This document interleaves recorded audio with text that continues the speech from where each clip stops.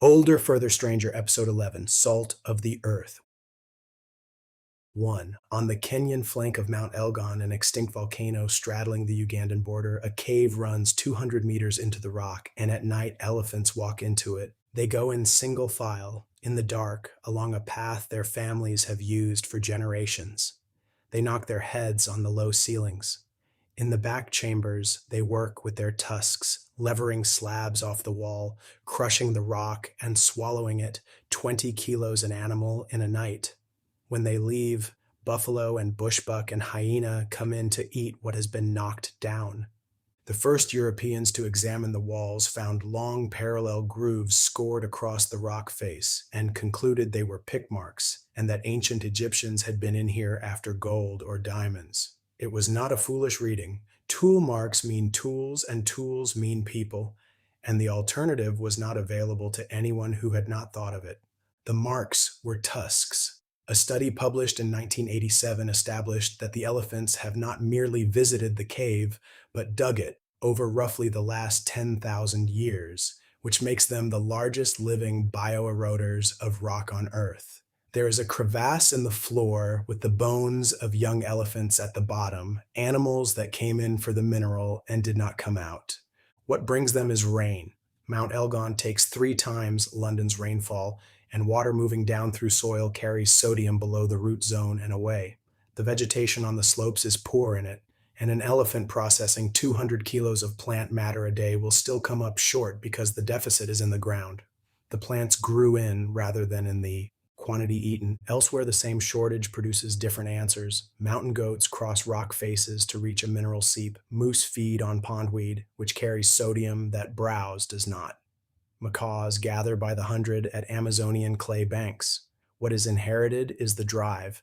What is learned is the place, the route, and the method, and those are taught, and they differ between populations of the same animal. Elephants on Elgon dig. Elephants elsewhere do not, because they do not have to.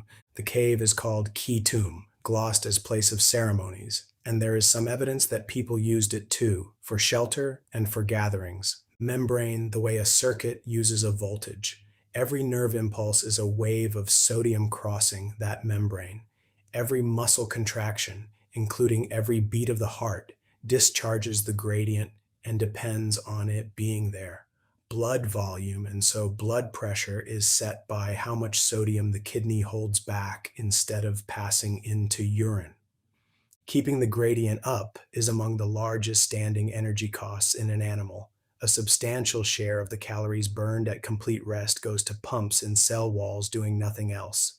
Nothing substitutes for it, no organism makes it, and it leaves continuously in urine and sweat and tears and any open wound. Someone working in heat can lose several grams through the skin in a day. In most places, this is invisible because plants take sodium from soil and animals take it from plants, and the requirement is met without anyone thinking about it. It becomes visible in 2 situations: where rain has stripped the sodium out of the soil, which is Mount Elgon and much of the wet tropics, and where a diet moves off animal tissue, because blood and organs are where the sodium in an animal actually is.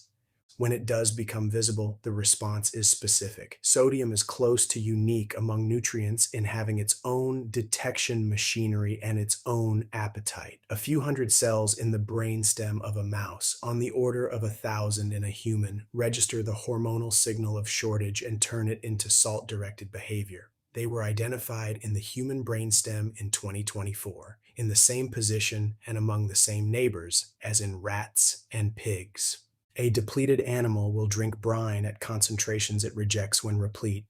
That is a drive on the order of thirst rather than a preference, and it switches off the moment drinking starts. Well before any sodium reaches the blood, the circuit is counting mouthfuls, which is the right design for an animal that is exposed the entire time it stands at a lick.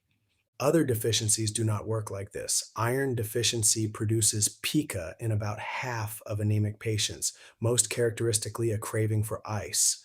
Dramatic behavior, but not aimed at iron, since ice contains none, and clay and laundry starch actively block absorption.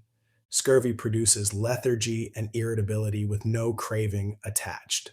Salt hunger is pointed at salt. So the interest is not a cultural development. It arrived with the mammals. 3. The oldest salt works anyone has found is a heap of ash on a hillside in Neaps County, in the wooded northeast of Romania. Charcoal above the village of Lunca, Gheorghe Dumitroaia of the museum at Piatra Neamț founded in 1984. Olivier Weller of the CNRS has worked it since 2002. 4 meters from the mound, a spring comes out of the hillside carrying 160 grams of dissolved salt per liter. Seawater carries 35. This is 6 times the Mediterranean, running free at the surface of the ground. The process that built the heap uses no equipment at all. A fire is burned on bare earth and allowed to fall to embers. Brine is poured across the hot ash. The water goes off as steam almost at once, and the salt stays behind. The ash is raked aside and the fire rebuilt. There is no vessel at any stage. The mound is the factory and the spoil heap together, and it grew for 3,000 years.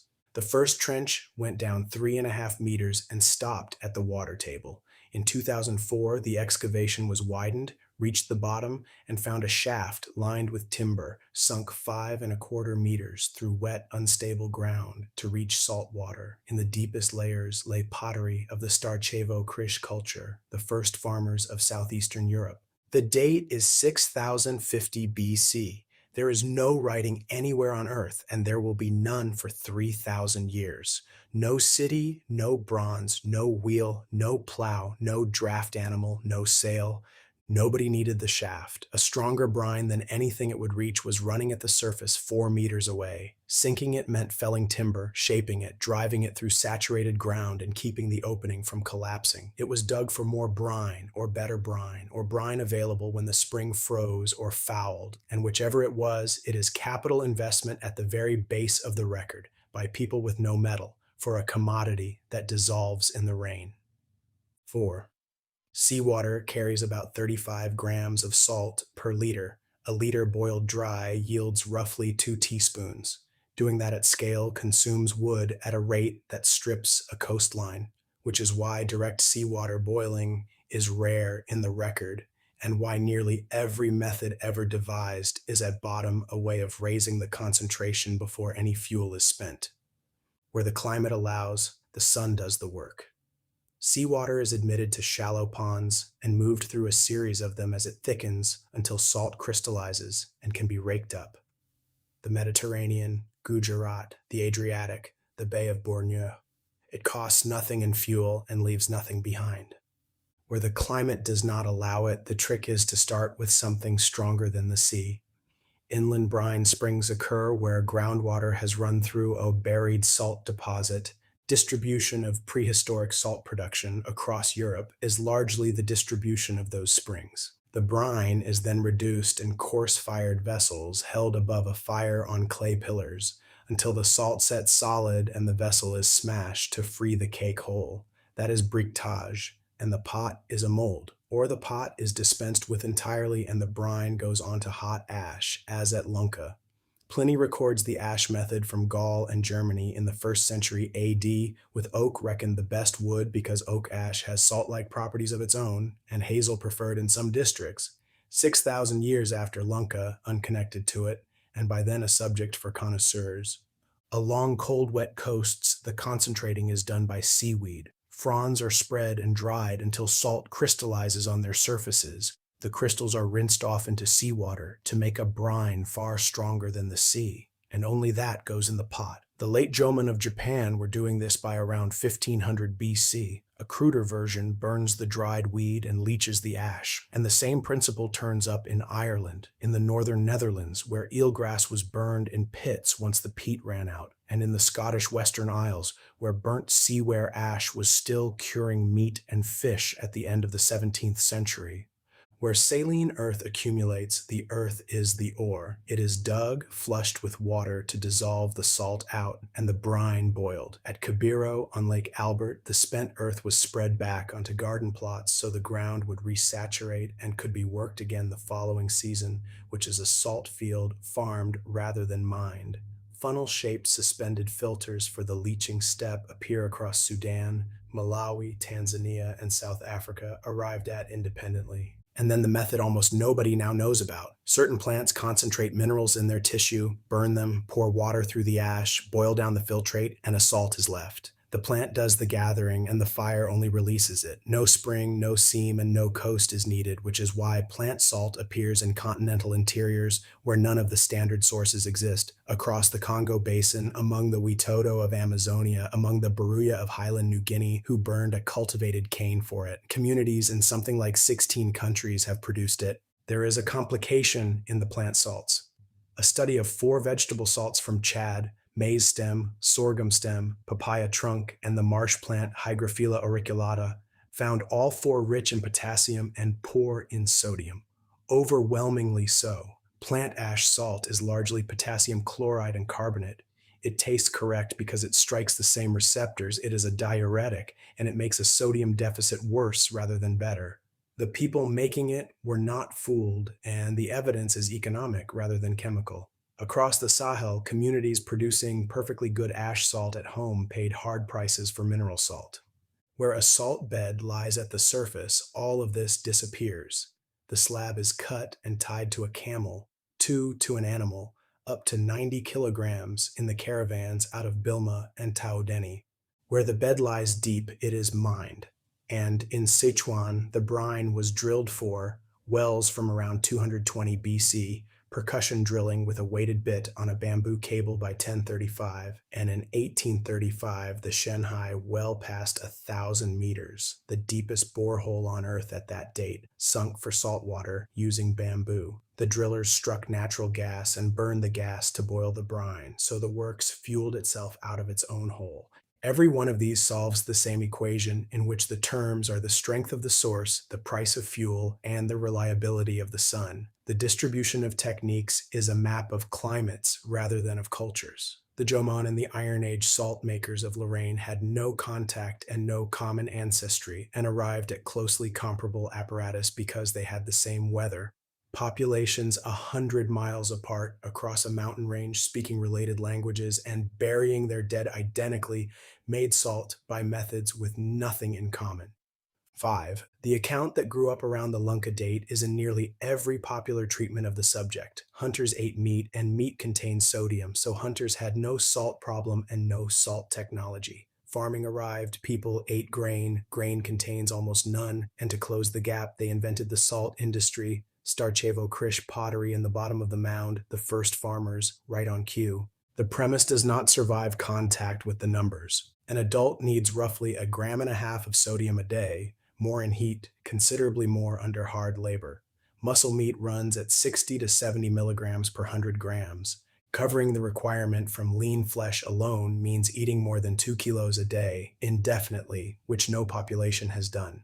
The sodium in an animal is mostly somewhere else, in the blood, at about 140 millimoles per liter of plasma, in the liver and kidneys, in the fluid between the muscle fibers.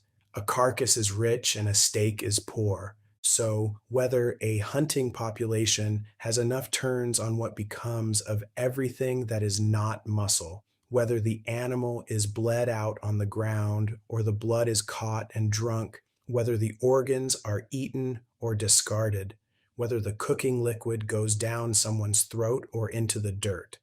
Those are customs. They differ between neighboring valleys, between seasons, and between who in a camp is eating. The other animals make the point from the far side. A wolf eating whole prey takes the blood, licks. A deer or a horse must find the mineral separately, which is why licks exist. People eat both, and how much sodium they get. The wolf's way depends on the proportion of animal food, and on how completely each animal is used. Farming moved a great many people toward the plant end of a range, across which people had always been spread. That is a real change, and a much smaller one than the story needs. The oldest arrangement needs no technology because the animals do the finding. At Big Bone Lick in Kentucky, salt springs drew mammoths, mastodons, and bison for tens of thousands of years, and their bones accumulated in the soft ground around the seeps. The Delaware and the Shawnee used the place as a salt source and as a hunting ground, which are not 2 uses, but 1. In 1739, a French baron came across what he took to be elephant bones there. Thomas Jefferson, casting about for an American antiquity to set against the ruins of Europe, sent Lewis and Clark to collect them, and some 300 were eventually excavated. Mastodon, ground sloth, ancient bison, woodland musk ox, stag moose.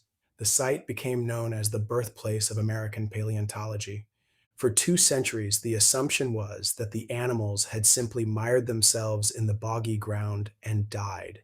In 2008, marks on excavated bone were argued to indicate a Paleo-Indian hunting and butchering ground, though some paleontologists hold that the marks are environmental rather than made by knives. Contested or not, the underlying logic is not contested at all. A lick is a place where large animals reliably appear, and a hunter does not need a theory of electrolyte balance to work out that this is a good place to stand. 6. The larger problem with the story is that the evidence supporting it could not have shown anything else. Sodium chloride dissolves completely in water. It cannot be radiocarbon dated, it leaves no mineral trace in a deposit, and rain removes it. Every date in this subject exists because something burned and the charcoal was dated. The salt is inferred. For most of the history of the discipline, this meant the visible archaeology of salt was the archaeology of one method. Bricotage is pottery made in order to be destroyed, and it carpets salt sites from Belize to Bulgaria to the North German plain. Unmistakable, abundant, and immediately diagnostic to anyone who knew what to look for. It belongs to people who make pots, stay in one place long enough to burn substantial wood repeatedly on the same ground, and are boiling rather than evaporating, if bricotage was the only. Saline spring carrying home a lump of rock salt, burning a plant and leaching the ash, or rubbing a fish and hanging it in the wind, would register as nothing at all. An archaeologist standing on ground where those things were done every season for 10,000 years would be standing in an apparently empty field. That is no longer entirely true, and the exception is recent and worth taking seriously because it is the reason this episode can be made. No single indirect method is reliable on its own. Pollen shows a saline landscape without distinguishing a marsh. Nobody visited from one worked every spring for 4 millennia. Sediment chemistry works only where an industry sat in one place long enough to leave a signal something else can be measured against. The workaround at Zhongba on the Yangtze reads the elements sodium leaves behind, calcium and magnesium rising as it falls, and has recovered something like 21 production peaks since 3000 BC, but that method would find nothing at a spring where somebody filled a skin and left. Bone carries no dietary sodium signal comparable to the one for marine protein or maize. What changes the picture is combining several weak signals at once on a site where nobody expected to find an industry at all. That is not a proxy for salt. It is a case built out of everything else. Animal bone, plant remains, phytoliths, lipid residues from pottery, and dental calculus, which does preserve dietary evidence, even though it cannot preserve the sodium chloride itself. Put together, on the right site, that combination is strong enough to identify a salt industry with no bricotage in it whatsoever, and it has now been done at least once. The 6050 BC horizon at Lunka is not a ceramic threshold. The site involves no pottery in the process, so much as an accumulation threshold. The point at which the same thing was done in the same place often enough and long enough to leave a heap that a single trench could find. What has changed since is the ability to find production that never left a heap. Where anyone has looked properly with the Fuller method, foragers turn up making salt.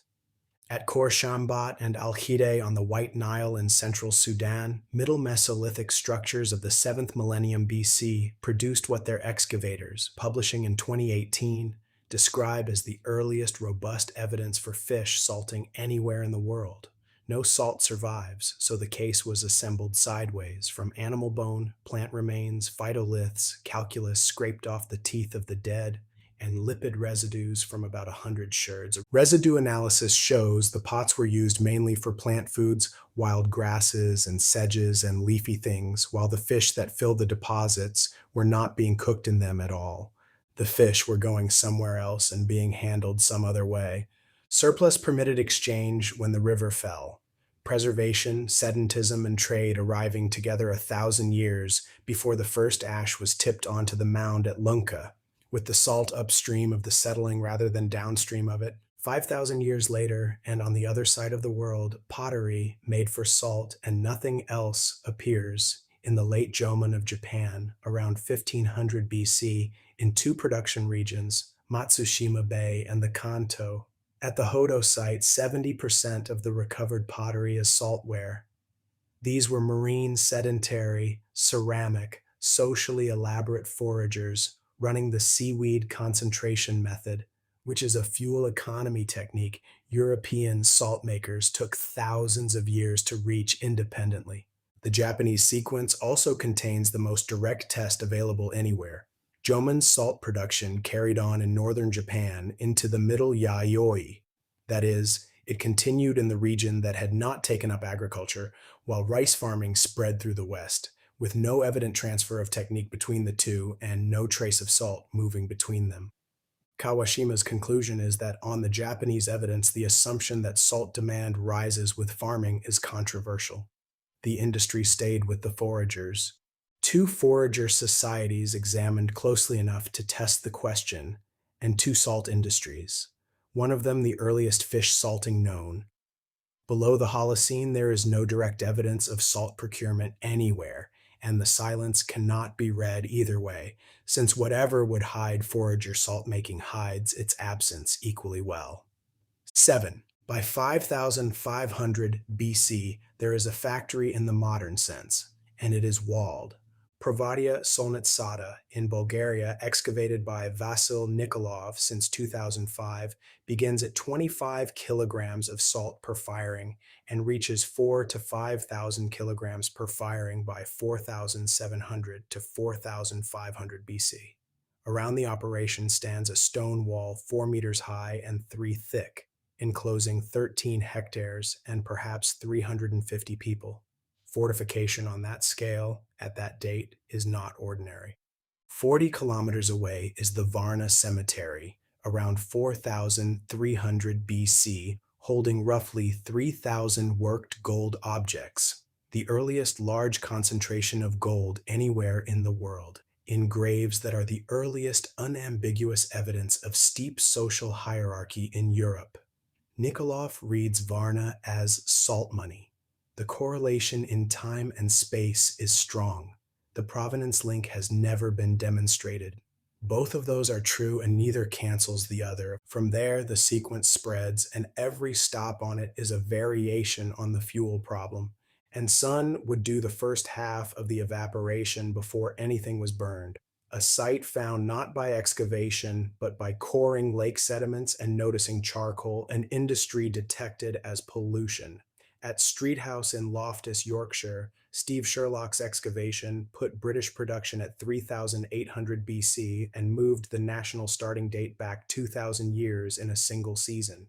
In the third millennium, around the lagoons at Villa Fafila in Zamora, Copper and Bronze Age communities were boiling brine, with recent work proposing plant fiber baskets for the crystallization stage, which, if correct, adds an entire class of technology that would leave nothing behind. On the Velebit coast of the Adriatic, a distinct trough technique has been identified, neither solar evaporation nor briquetage, taking the recognized repertoire of prehistoric European methods from 2 to 3. The number of known methods rises whenever somebody looks. 8. Europe holds the oldest dates and holds it for reasons that have nothing to do with Europe having more salt. Lunca at 6050 BC, Provadia by 5500, the Jura around 4,000, Street House at 3,800, the Zamora lagoons in the third millennium. China's record looks younger and is younger mostly on paper.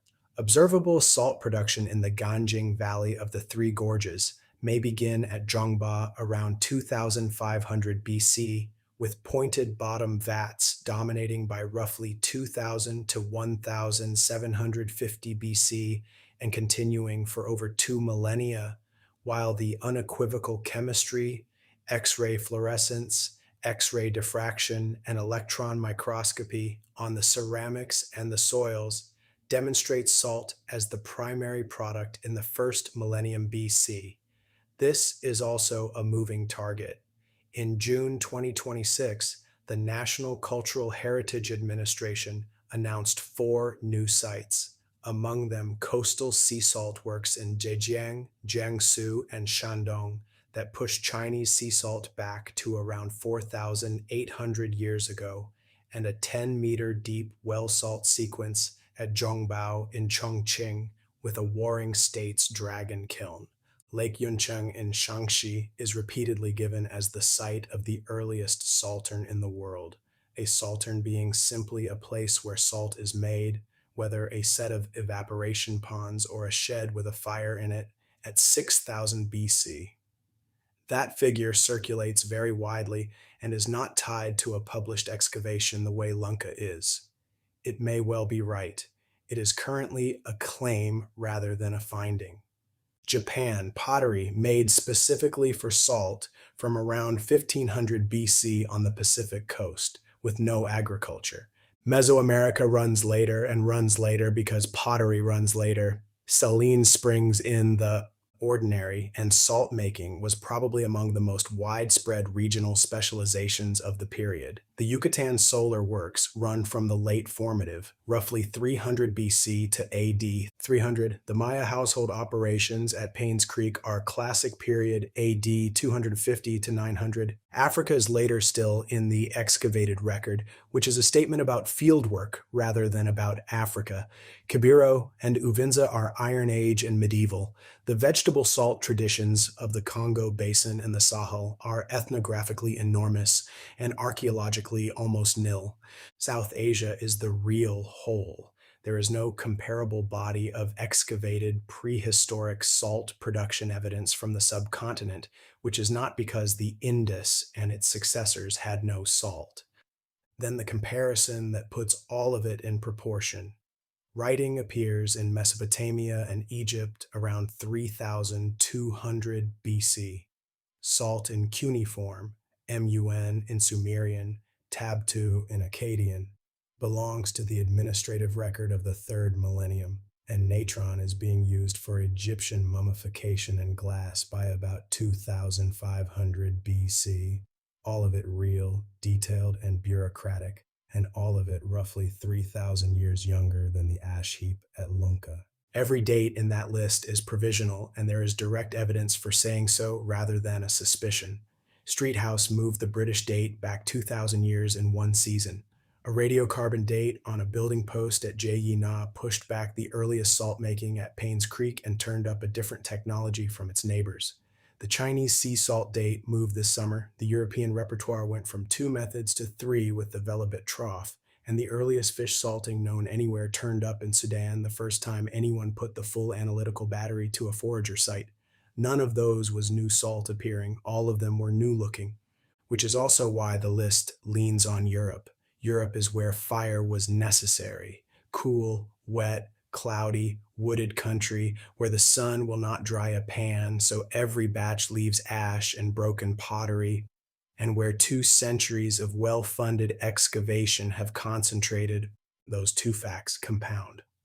9. In 1734, miners working the salt seam under the mountain at Hallstatt in the Austrian Alps broke into a gallery nobody had entered for 2,000 years and found a man lying in it. He was not a skeleton, he had skin and hair. He was dressed, the clothes were intact, and the leather had not perished. A roof had come down on him around the 4th century BC, and the salt had held him in the position in which he died. The miners of 1734 had no coined for another century, so they carried him out and buried him in consecrated ground in the churchyard, and he has never been found since. He was preserved by the substance he died extracting, Salt kills the organisms that consume a corpse and takes away the water they need to work. It does to a man what it does to a ham. This is what makes salt archaeology unlike the archaeology of anything else. Nearly everything people have ever made is gone: the wood, the cloth, the leather, the rope, the food, the bodies. And archaeologists spend careers reconstructing that vanished majority from potsherds and stone. Salt mines do not have this problem. Salt mines keep everything. Hallstatt has produced from 3,000 years of working a wooden staircase dated by dendrochronology to 1344 BC, understood well enough that when the excavators built a replica, the tread spacing proved correct. Leather shoes in adult and child sizes, fur caps, some 700 fragments of textile, thousands of burnt pine splints, wooden shovels, bronze picks with the handles still attached, the sacks the salt was carried in, and the preserved excrement of the people who carried them, from which their diet and their intestinal parasites have been read. The sacks are the surprise. Karina Gromer has spent 2 decades on the Hallstatt textiles, and her analysis of the Bronze Age carrying bags found reinforced seams and buttonhole stitched edges, purpose-built for the abrasion and the weight, rather than repurposed from clothing, with straps distributing 30-kilogram blocks across hips and shoulders. Somewhere above ground, a textile industry existed for no reason other than keeping the mine in bags. The Iron Age textiles are the inverse: fine garments torn into strips for ties, padding, and cleaning cloths, which tracks a change in how the salt was being cut. Light came from pine splints, and the salt-saturated air kept them from burning too fast. The torches also ran the clock. When a torch went out, the task ended and the crew rotated. Hans Reschreiter's team reconstructed the system from the distribution of soot on the tunnel walls and the spacing of dropped torch fragments, which is a shift pattern recovered from smudges, and which required somebody at the surface keeping time with somebody underground. And the workforce included very small children. 40 subadult skeletons from the Iron Age cemetery were examined systematically for joint damage consistent with early workload. Children of 6 had osteoarthritis of the elbow, knee, and spine. Several had fractured skulls or fragments snapped off a joint under severe strain. Every individual showed worn or compressed vertebrae. A child-sized leather cap dated between 1000 and 1300 BC came out of the mine together with very small picks. The reconstruction has 3 and 4 year. Hallstatt was one of the wealthiest communities in Europe. Reich im Grab, rich in the grave. At Cherabad in northwestern Iran, the method was chamber and pillar, cutting out rooms and leaving columns of salt standing to hold the roof, with no wooden props found. In January 1994, miners cutting salt came across a human head. The hair and beard were reddish, and the pierced ear still held its gold earring.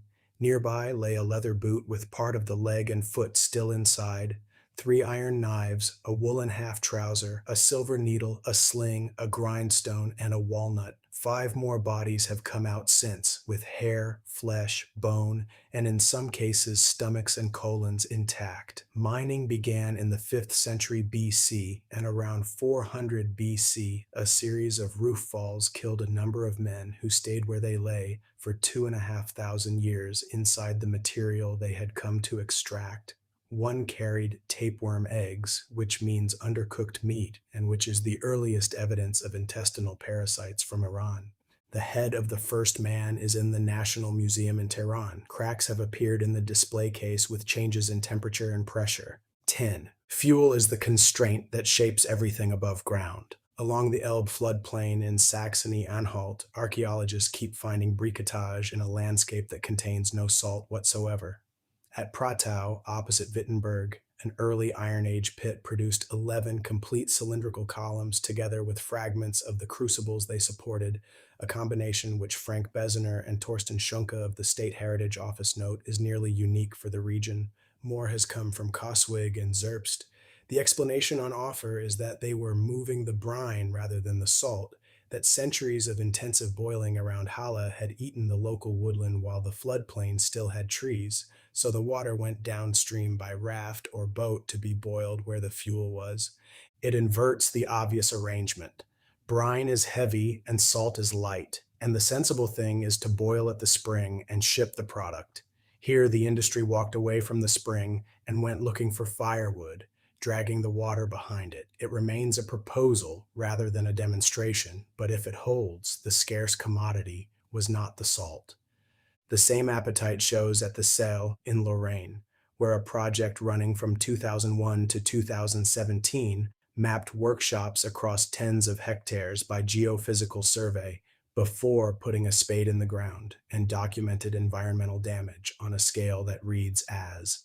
This is also why the archaeological map of salt looks the way it does. Where the sun would do the work, it did, and left nothing. No fuel, no fired ceramic, no mound. Where it would not, fire did the work and left everything. The record of salt production is overwhelmingly a record of cool, wet, wooded country and nearly blank across the sunny coastlines where most of the salt in human history was almost certainly made. The industries that had it easy are the ones that vanished. 11. Salt, at 15 to 20%, does something more interesting than preserving. It selects.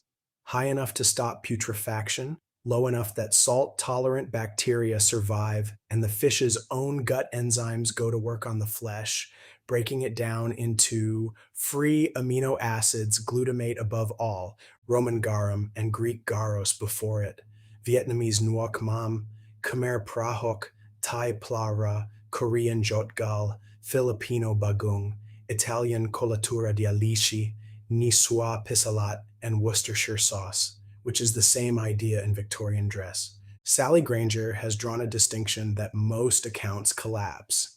Liquamen, small fish fermented whole with salt, was ordinary, cheap, and traded everywhere. Garum proper was made from blood and viscera, tunny for preference, and was expensive precisely because it was disturbing to contemplate. The archaeology shows the plain product was what actually moved through the empire. When people observe that Vietnamese fish sauce resembles garum, what it resembles is liquamen. The luxury version is the one nobody can find. Around 300 Roman salting factories are known. Bilo Claudia in southern Spain has 12 workshops, the largest over 250 square meters. Troya in Portugal has 25. Identification has gone chemical. Cholesterol degradation products, validated first on experimentally fermented garum and then applied to vats at Bilo, Troya, Marsa, Kurlaz, and Etel, so it is now possible to say what a particular tank held. The amphorae carried painted labels giving contents, grade, and producer, and Aulus Umbricius Scaurus of Pompeii is identifiable by name as a fish sauce magnate, his house surviving with its mosaic floor, along with jars bearing his name. Whether Southeast Asian fish sauce descends from garum along the trade routes or was invented independently remains open. The salt archaeology contributes the most useful fact available. Go-O Chua in the lower Mekong has briquetage in quantity between 2,900 and 2,200 years ago, which is organized salt production in Vietnam, centuries before any plausible Roman contact and before any state existed in the region.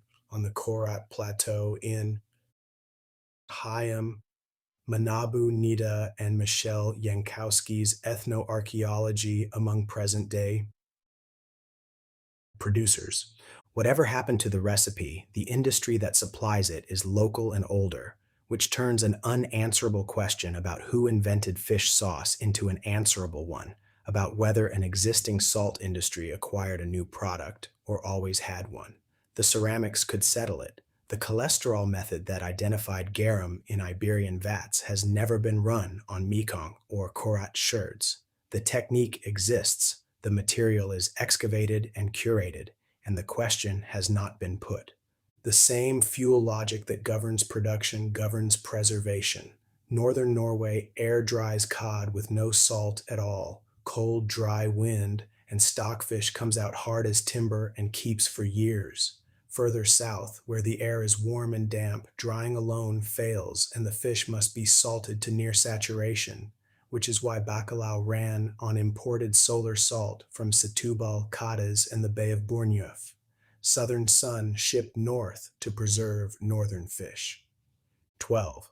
A dry cake of consistent weight is a coin, and the cake is an engineered object rather than a convenience. Salt is hygroscopic. It pulls water out of the air, and left loose in a damp room, it cakes, slumps, and reverts to brine. It is a commodity that tries to dissolve itself. Everything downstream is organized around keeping it dry, and the pot exists to deliver it in a form that can be stacked, counted, and carried. Baruya salt bars traded at fixed rates against bark cloth, stone tools, feathers, and shells.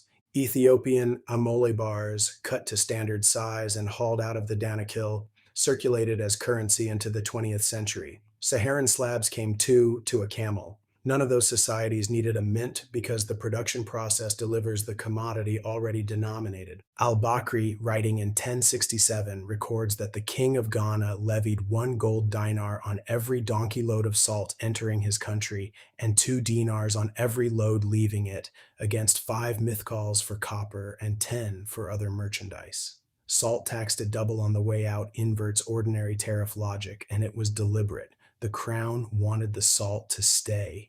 The famous claim that salt exchanged for gold weight for weight does not survive the numbers. A 90-kilo block moving from Timbuktu down to Janneh could double in value and be worth something on the order of 450 grams of gold, a ratio near 200 to 1. Salt was extravagantly expensive. It was not gold. Passage amounting to monetary policy. Nuggets from every mine reserved for the king, only gold dust left to the people, on the reasoning that otherwise gold would become abundant enough to lose its value. The confirmation arrived in Cairo in 1324 when al-Umari reports that Mansa Musa's party spent so lavishly they depressed the value of gold in Egypt. The mithqal had not gone below 25 dirhams before, and afterwards it fell and stayed low. The mines themselves are nearly blank archaeologically, and the blankness follows from everything already established. Rock salt has no production signature. Cut the slab, tie it to a camel, and everything is already solid. Taghaza was worked out and abandoned for Taudani, and the buildings Ibn Battuta described as made of salt blocks were themselves soluble. The middle of the chain is well dug. Kumbi Saleh, Tegda Ust, Gao, Esuk, Tadmeka, Jene, while the gold end is nearly as thin as the salt end. So the most famous exchange in African economic history is documented chiefly through Arabic geographers writing at a distance. Al-Bakri never crossed the Sahara, and the silent trade set piece that decorates every popular telling traces back to Herodotus, describing an entirely different coast, recopied for 2,000 years.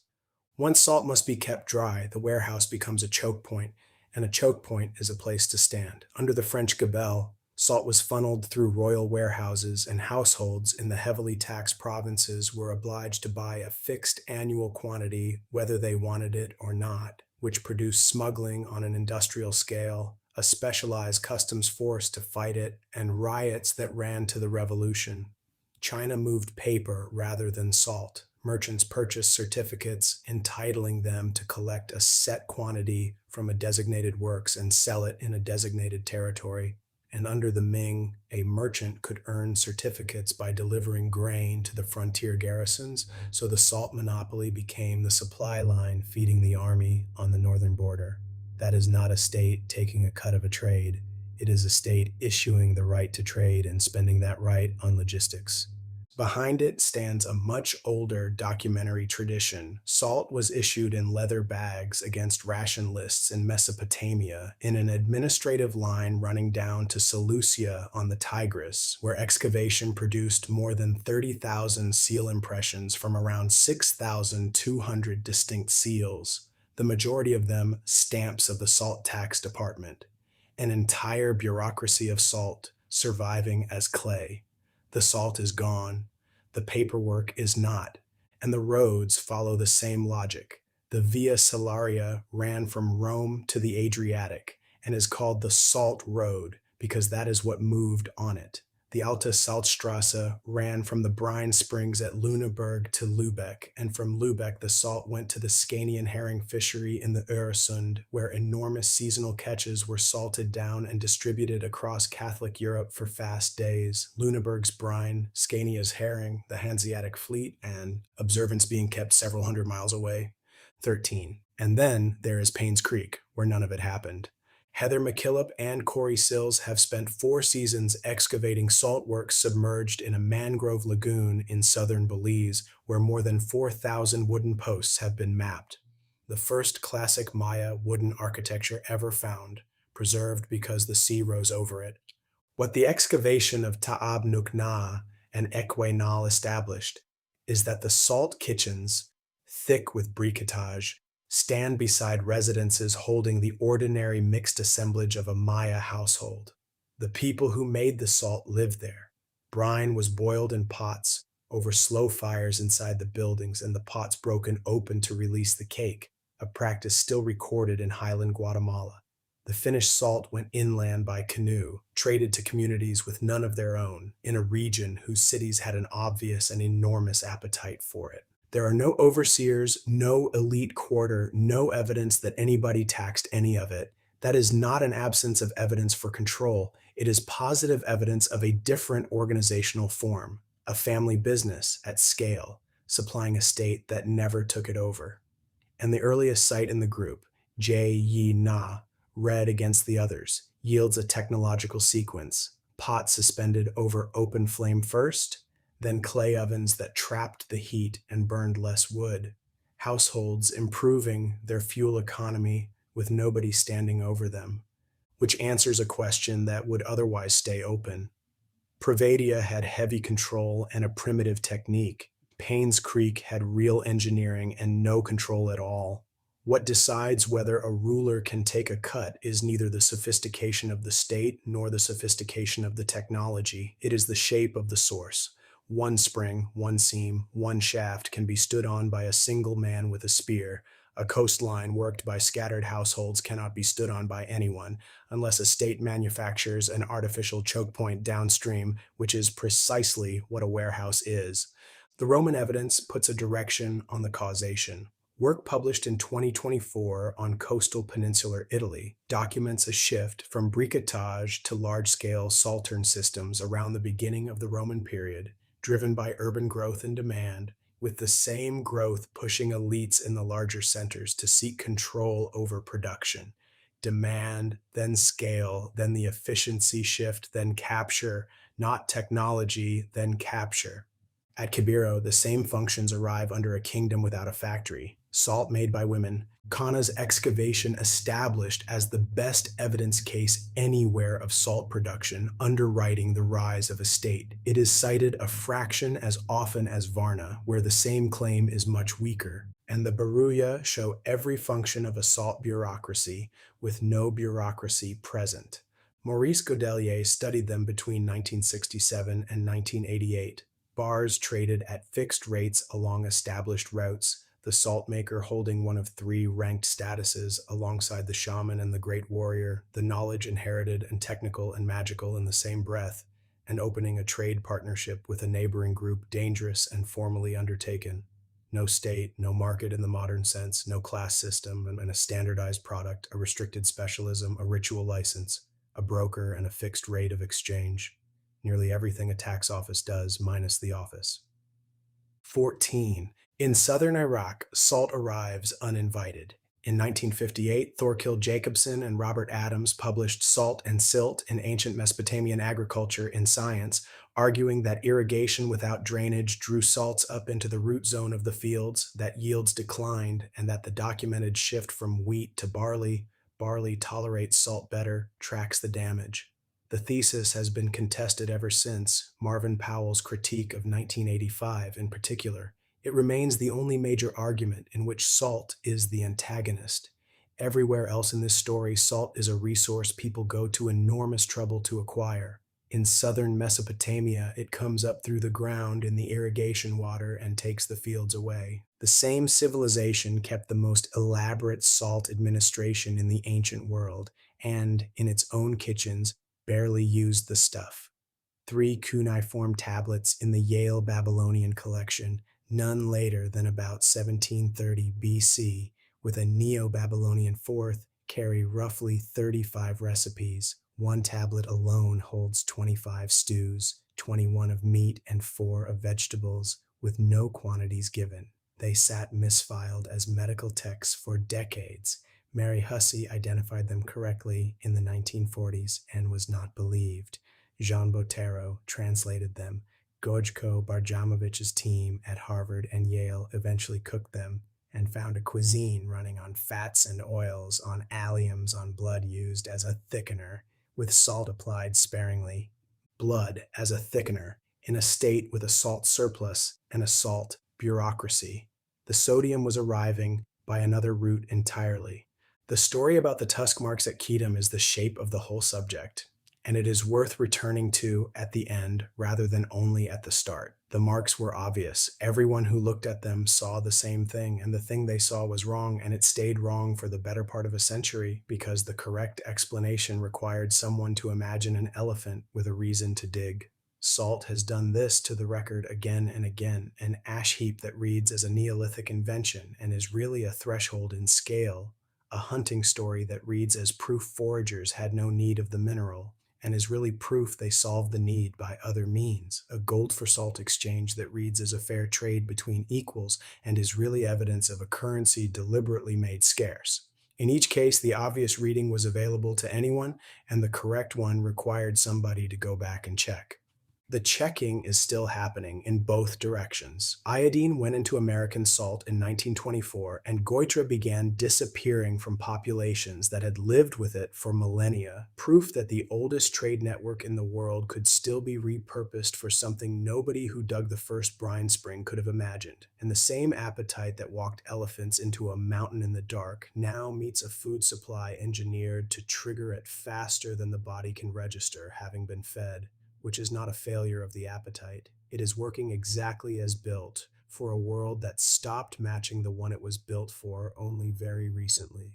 None of which was foreseeable from the ash heap in Nîmes County or from the elephants that came before it. What both leave behind is only ever the residue of the wanting, never the want itself. And the discipline's whole task has been to read the residue honestly enough to stop mistaking the shape of the evidence for the shape of the past. In 1992, a retired gardener named Eric Laws walked into a field near Hoxton in Suffolk with a metal detector, looking for a friend's lost hammer.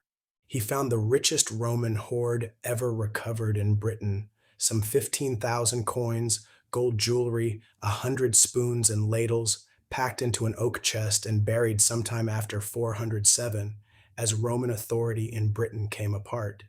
He stopped digging and reported it, which is why we have it in context.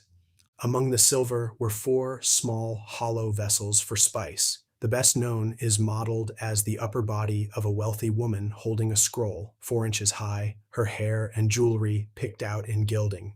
Set into the base is a rotating disc with 3 positions: open to fill through a funnel, closed for carrying, and a ring of fine holes for sprinkling. Closed for carrying. Somebody had thought about the damp. Tusks on paths worn by generations of them going up, mistaken for the work of miners who were never there. At the other, a silver woman with a dial in her feet, lying in a Suffolk field for 1,500 years, waiting for someone who was never coming back. In between, a fire on bare ground in the Carpathians with brine poured across the hot ash, and a timbered shaft sunk 5 meters for water that was already running at the surface. A wall in Bulgaria built to guard a boiling pan, a child's cap and a small pick in an Austrian mountain next to a man who has not decayed. The whole record is like this, a scatter of things that happened to survive, standing in for an enormous quantity of things that did not, and the only honest way to read it is the way the elephants read the walls at Kedum, by going back generation after generation and checking again. End.